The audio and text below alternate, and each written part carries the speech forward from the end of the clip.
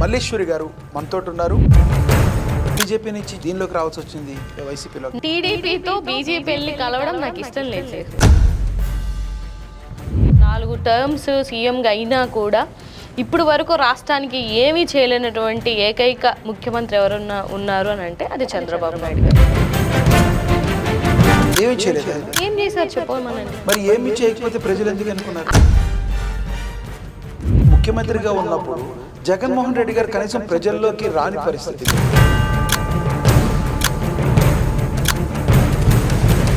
గత ప్రభుత్వం చేసినట్టే చేయాలనే రూలు లేదు కదా. ఓటమి పాలయ్యారంటే ఏం చెప్పారు? ఓటమి పాలవ్వడానికి చాలా రీజన్స్ ఉంటాయి సార్.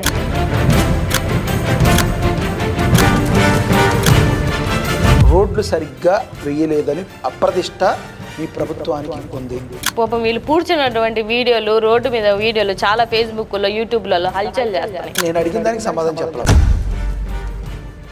మీకు నచ్చిన సమాధానం నేను చెప్పలేను. Hi, welcome to ANN. నేను మీ లక్ష్మీనాగ్ నరహరి శెట్టి. మనందరికీ తెలుసు, యువతరం అందరూ కూడా రాజకీయాల్లో ఇప్పుడు బిజీగా ఉంటున్నారు. యువతరం రాజకీయాల వైపు ఆసక్తిగా కూడా చూపిస్తున్నారు. మరి అలాంటి యువతరంలో ఒకళ్ళైన మల్లేశ్వరి గారు మనతో ఉన్నారు. వైసీపీలో ఆవిడ రీసెంట్గా జాయిన్ అవ్వడం జరిగింది. అధికార ప్రతినిధిగా ఆవిడ సేవలు అందిస్తున్నారు వైసీపీకి. ఆవిడ ఇప్పుడు మన స్టూడియోలో అందుబాటులో ఉన్నారు. ఒకసారి ఆవిడతో మాట్లాడదాం. నమస్తే అండి. మల్లేశ్వరి గారు, మొదటగా మీరు అసలు మీరు ప్రాతినిధ్యం వహించేది ఏంటి? మీరు అధికార ప్రతినిధిగా ఎక్కడెక్కడ మీరు సేవలు అందిస్తున్నారు? నేను పార్టీలో జాయిన్ అయ్యి 2 years అవుతుందండి. 2023లోనే పార్టీలోకి రావడం జరిగింది. ఓకే. సో నాది విశాఖపట్నం నార్త్ అసెంబ్లీ అనమాట నాది. సో విశాఖపట్నం అధికార ప్రతినిధిగా ఫస్ట్ ఇప్పుడు నేను ఉండడం జరుగుతుంది.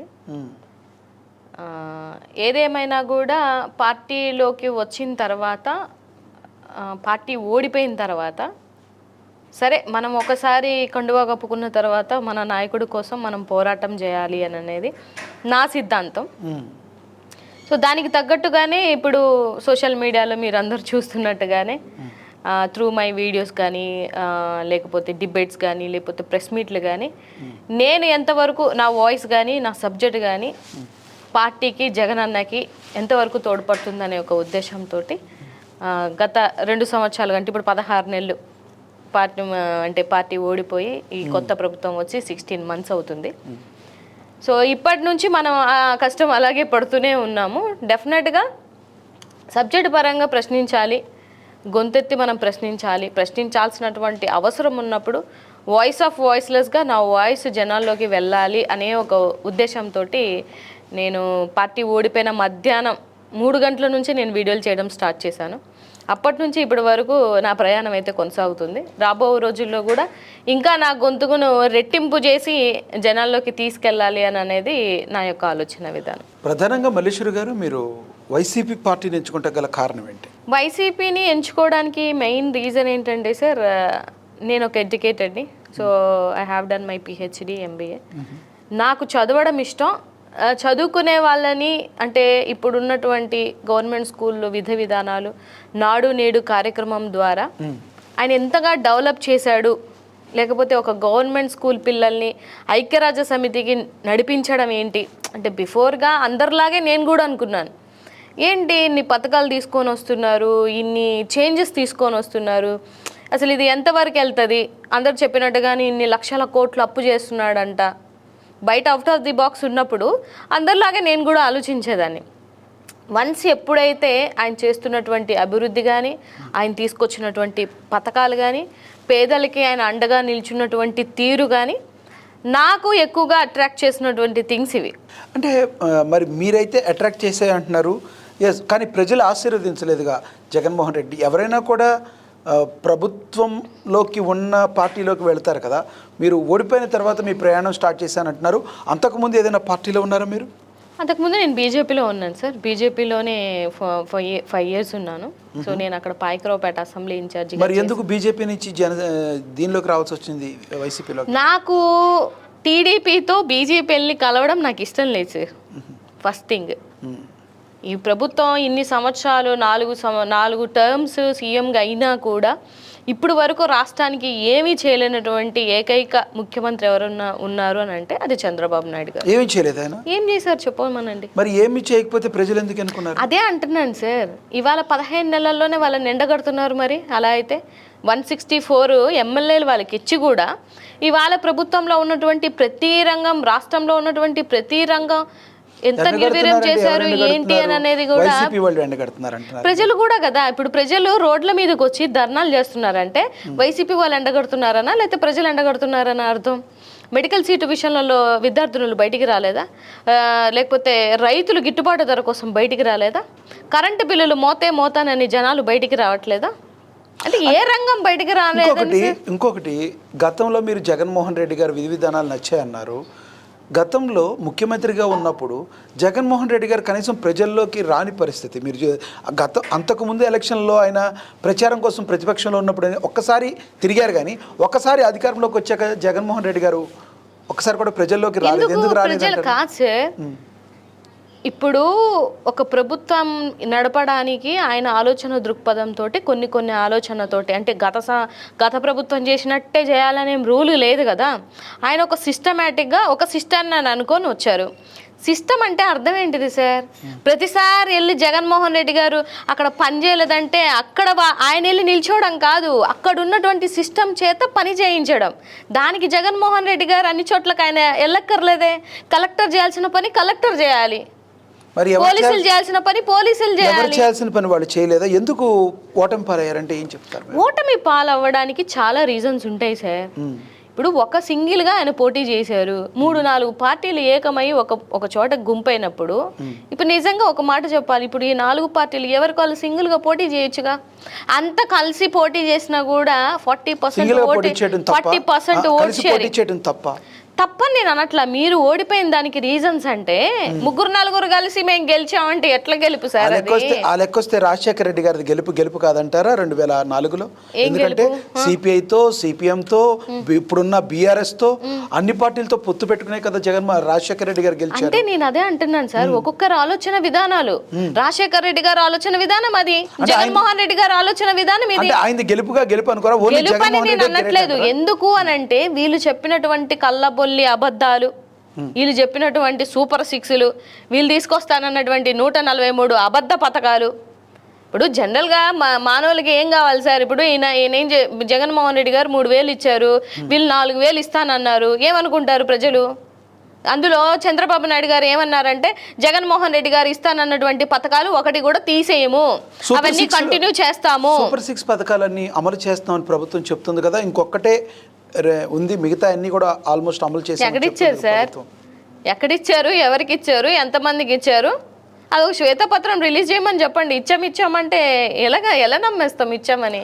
శ్వేతపత్రం రిలీజ్ చేయాలంటారా? ఆఫ్ కోర్స్ చేయాలి. జగన్మోహన్ రెడ్డి గారి హయాంలో ఎన్నిసార్లు మీ శ్వేతపత్రాలు, వాళ్ళ శ్వేతపత్రాలు మేము చేస్తున్నామని చెప్పారు. జగన్మోహన్ రెడ్డి గారు ఇప్పటికీ కూడా స్టిల్ ప్రెస్ మీట్ పెట్టి ఇంత ఇచ్చాము, ఇగో ఇంతమంది జనాలకి లబ్ధి చేకూర్చింది, అలా ఒక పవర్ పాయింట్ ప్రెజెంటేషన్ వాళ్ళని పెట్టమనండి. వచ్చి 15 నెలలు అవుతుంది కదా. కాదండి, పవర్ పాయింట్ ప్రెజెంటేషన్ గురించి మీరు అడుగుతున్నారు. 5 సంవత్సరాల్లో ప్రశ్న ఎదుర్కోలేదు జగన్మోహన్ రెడ్డి గారు. ఒక్క మీడియా సజావుగా వర్కులు జరుగుతుంటే ఎందుకు ఎదుర్కోవాలి సార్? 3 సంవత్సరాలు అసలు 3 సంవత్సరాల వరకు కూటమి ప్రభుత్వం లేదు. గత ప్రభుత్వంలో ఉందా? కార్పొరేషన్ ఎలక్షన్లకి మరి తిరిగి వచ్చారు. 3 సంవత్సరాల దాకా కరోనా వచ్చినా కూడా గాలి కొదిలేసి ఎవరి మటుకు వాళ్ళు వెళ్ళి ఏ స్టేట్లలో ఎక్కడో కూర్చొని ఉన్నారు. ఇంకా ప్రశ్నించేది ఎవరు? ప్రశ్నించవద్దని మేము అనలేదే. కరోనా లాంటి విపత్తులో కూడా రాష్ట్ర ప్రజల్ని ఒక రాజు ఎట్లయితే బిడ్డల్ని కాపాడుకుంటారో అలా కాపాడుకున్నారు. ఇవాళ బతికి బట్ట కడిసి బయటకు వచ్చిన తర్వాత ఏమయ్యా అంటే ఎట్లా సార్ సమాధానం? కరోనా లాంటి ఆంధ్రప్రదేశ్లో ఎలా జరిగింది సిచ్యువేషన్? ఆంధ్రప్రదేశ్ రాజకీయాల కోసం మాట్లాడుతున్నారు కాబట్టి నేను ఆంధ్రప్రదేశ్ రాజకీయాల కోసం చెప్తున్నాను. అక్కడ కూడా ఉన్నారు కదా, కేసీఆర్ గారు కూడా ఉన్నారు కదా. సహకారంతో అన్ని రాష్ట్ర ప్రభుత్వాలు బాగానే చేసినాయి. కేంద్ర ప్రభుత్వం సహకారంతో ఎంతున్నా రాష్ట్ర ప్రభుత్వం వాళ్ళ రాష్ట్రానికి ఓట్లేసినటువంటి వాళ్ళని బిడ్డల్ని ప్రజల్ని కాపాడుకోవాల్సినటువంటి ధర్మం వాళ్ళకు ఉంది. అది కేంద్ర ప్రభుత్వం చేస్తానంటే ఏది బియ్యం ఇచ్చితే సరిపోతుంది, మిగతాదంతా ఎవరు చేస్తారు? ప్రజల్లో అవగాహన లేదంటారా, లేదంటే ఎందుకు యాక్సెప్ట్ చేయలేదు? కారణం ఏం చెప్తారు? అనేక కారణాలు సార్. ఒకటి అంటే మల్లేశ్వరి గారు 150 150 ఎక్కడ, 11 ఎక్కడ?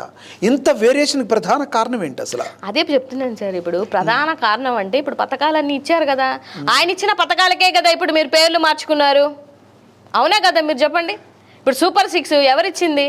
ఈయన తీసుకొచ్చినటువంటి పథకాలకు పేర్లు మార్చుకొని తెచ్చుకున్నారు. నిజంగా ఆయన పరిపాలన బాగాలేకపోతే, ఆయన పథకాలు సక్రమంగా ఇవ్వకపోతే అవే పథకాలు మీరు ఎందుకు మీ మేనిఫెస్టోలో పెట్టుకున్నట్టు అది చెప్పమనండి. మేనిఫెస్టోలు పెట్టుకునే కదా ప్రజల్లోకి వెళ్తారు. ప్రజల తీర్పు కూడా మేనిఫెస్టోలు ఆయన కాపీ కొట్టాల్సిన అవసరం ఏముంది సార్? మీరు 40 సంవత్సరాల రాజకీయ విజనరీ చరిత్ర అని చెప్తున్నారు కదా, ఆయన పథకాల కాపీలు ఎందుకు కొట్టుకోవాలి? మీరు కొత్తగా పథకాలు పెట్టుకోకపోయారా? అంటే గత సంవత్సరంలో 5 సంవత్సరాల వరకు పథకాలే వద్దని చెప్పి, గత సంవత్సరంలో పథకాలే వద్దు, పథకాల వల్ల నష్టం జరుగుతుంది అన్నాడు చంద్రబాబు నాయుడు గారు. మీరు వీడియోలు చూడండి, అసలు ఎందుకు ఇస్తున్నారు పథకాలు? సోమరిపోతులు చేస్తున్నారు. మీరు పథకాలు ఇచ్చినటువంటి వీడియోలు మీరు చూడలేదా?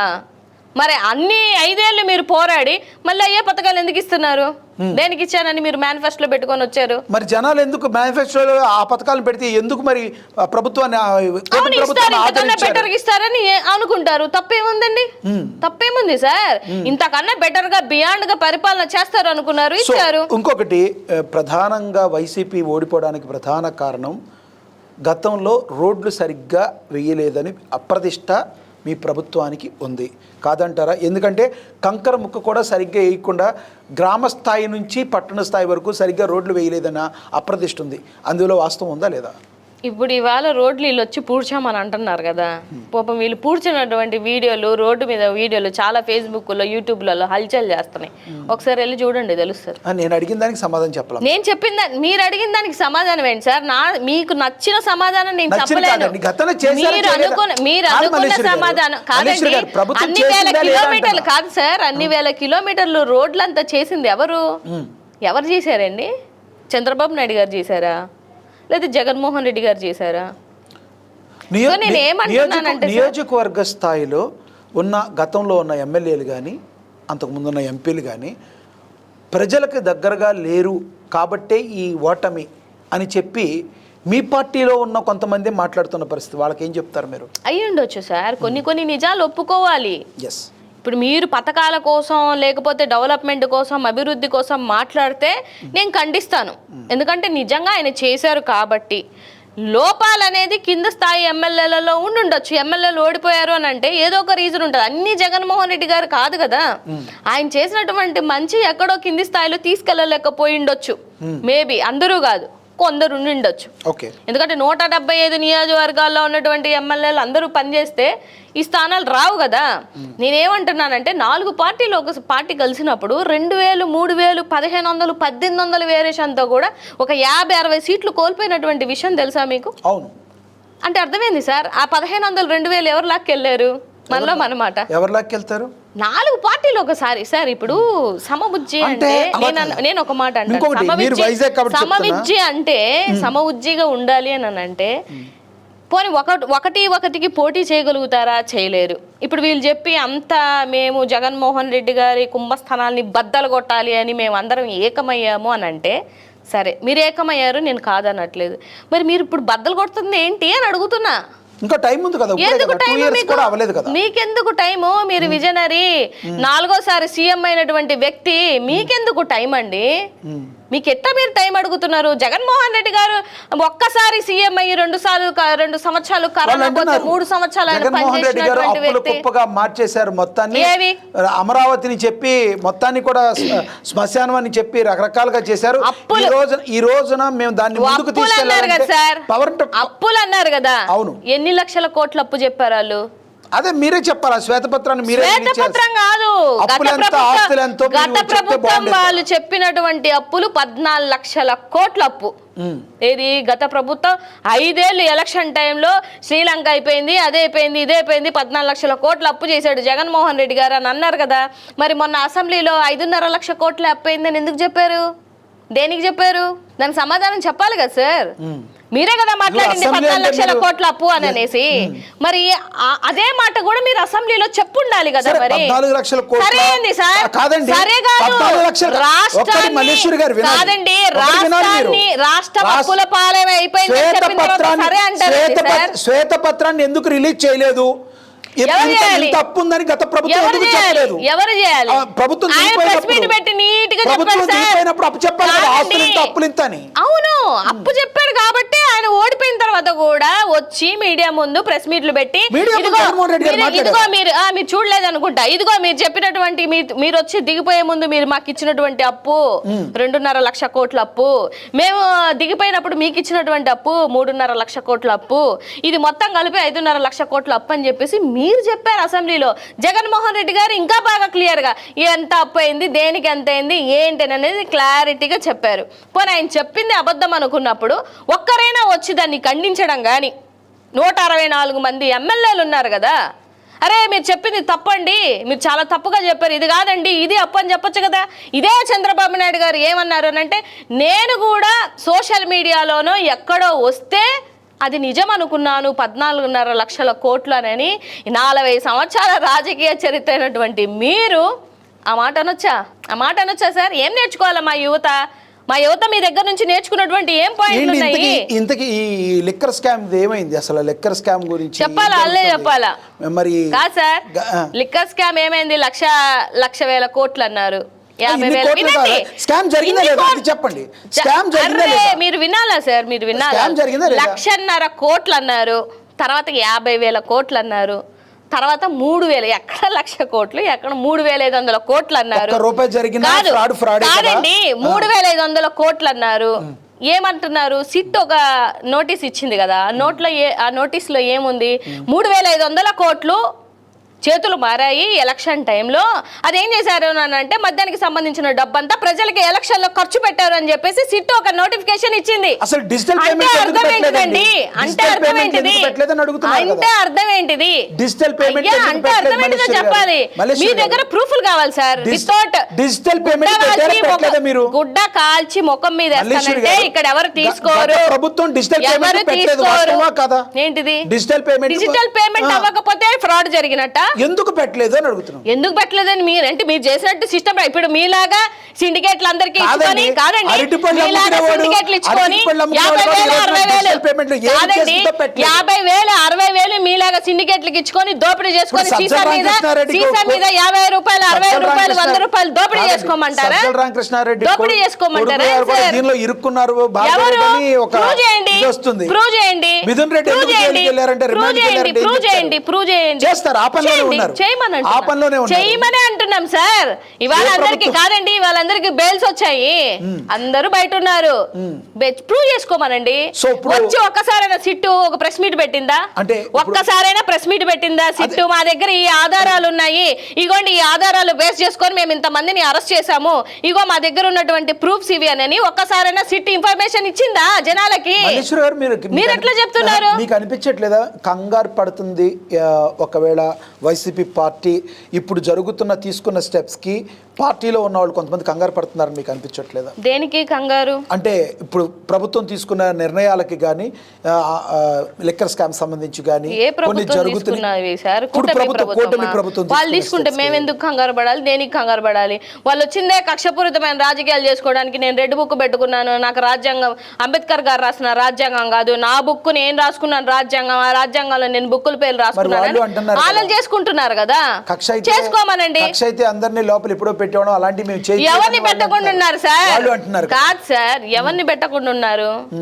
ఇప్పుడు ఇవాళ హోంమంత్రి అనిత గారు గతంలో చాలా మాట్లాడారు కదా, మా ప్రభుత్వంలో ఉన్నప్పుడు అరెస్ట్ చేశామా ఆవిడ్ని? చెప్పండి. చాలా మంది చాలా మాట్లాడాడు కదా, ఆయన అరెస్ట్ చేశామా? పవన్ కళ్యాణ్ చాలా నాకు కొడకల్లారని చెప్పులు చూపించి మాట్లాడాడు కదా, రెచ్చిపోయి. ఆయన అరెస్ట్ చేశామా? పవన్ కళ్యాణ్ కూతురు రేప్ చేస్తా అన్నందుకు మాట్లాడాడు. ఎవరు? దానికి సంబంధించిన దానికి ముందు మా పార్టీకి సంబంధం కాదు. మీరు వైసీపీకి ఫేవర్ గా ఉన్న వాళ్ళందరూ ఇప్పుడు ఇవాళ నేను అధికార ప్రతినిధిగా మాట్లాడాను, దానికి కట్టుబడి పార్టీ ఉంటది. కానీ వైసీపీకి ఫేవర్ గా ఉండి వచ్చిన వాళ్ళందరినీ మాట్లాడేసి వాళ్ళు మా కోసం మాట్లాడారంటే ఎలా తీసుకుంటారు? ఎవరైతే పోసాని కృష్ణమురళి గాని లేదంటే గతంలో పోసాని కృష్ణమురళి గారు ఏమన్నారు?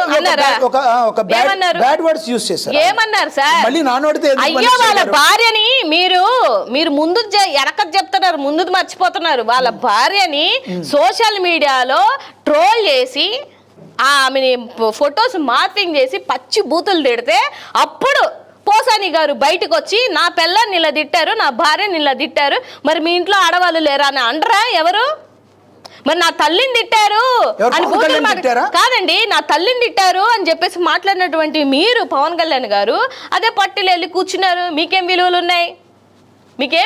మీ తల్లిని తిడితే మీరు వెళ్ళిపోతారేమో. అందరు ఎందుకు వెళ్తారండి? అందరు ఎలా వెళ్తారు? నా తల్లిని తిడితే నేను ఊరుకుంటానా? ఆ పార్టీలో ఎక్కడ కూర్చున్నారు పవన్ కళ్యాణ్ గారు? మరి పవన్ కళ్యాణ్ ఎవరు separate కూర్చుంది? party ఉంది కదా. ఎవరు కూర్చొని అన్నారు? మిత్రత్వంలో ఎవరు ఉన్నారు. కూర్చుని? పార్టీ మిత్రత్వం టీడీపీలో ఏం లేరు కదా మిత్రత్వం? ఆయన. సార్, మీ అమ్మని తిట్టిన పార్టీలోకి మీరు వెళ్ళారంటే ఏంది సార్ మీ విలువలు? అయితే కానీ ఏంటి మీ విలువలు? మరి ఇంతకీ చెల్లెళ్ళు ఎందుకు రోడ్డు మీద వచ్చారనే దానికి ఏం చెప్తారు సమాధానం? తోసుకుంటే ఇప్పుడు ఆవిడ ఎందుకు వచ్చింది, ఆవిడ ఎందుకు పక్కకు పార్టీకి వెళ్ళిపోయింది, దేనికి వెళ్ళిందని ఓపెన్ థింగ్, అది ఓపెన్ బుక్. అది ఎందుకు వెళ్ళిందంటారు? ఎందుకు వెళ్ళింది ఆవిడని అడగండి, షర్మిల దగ్గరికి వెళ్ళి అడగండి. ఆవిడేం పార్టీలో లేదు కదా, ఆవిడ పార్టీలో గప్పుకోనో లేదా పార్టీలో ఒక పదవి అనుభవించి ఏం లేదు కదా. పదవి అనిపించలేదు. ఆవిడ పక్కన పార్టీ పెట్టుకుంది, తెలంగాణలో ఒక పార్టీ అన్నగారు పెట్టుకుంది. జైల్లో ఉన్నప్పుడు వైసీపీ పార్టీ జగన్మోహన్ రెడ్డి గారు సీఎం అవటానికి నిత్యం జనాల్లో ఉండటానికి షర్మిల గారే కారణం కాదంటారా? మరి అదే షర్మిల గారు వైఎస్ఆర్ యొక్క నేమ్ని ఎఫ్ఐఆర్లో చేర్చినటువంటి పార్టీలోకి వెళ్ళడం నిజం కాదంటారా? ఏ పార్టీలోకి వెళ్ళారు? ఏ పార్టీలోకి వెళ్ళారు మీరే చెప్పాలా, మీకు తెలుసు కదా. అదే కాంగ్రెస్ పార్టీలోకి ఎందుకు వెళ్ళారు? ఎందుకు వెళ్ళారు? కాంగ్రెస్ పార్టీ అసలు నువ్వు ఇక్కడ తెలంగాణలో పార్టీ పెట్టే తిట్టడం స్టార్ట్ చేసిందే కాంగ్రెస్ పార్టీని, దుమ్మెత్తి పోసిందే కాంగ్రెస్ పార్టీని.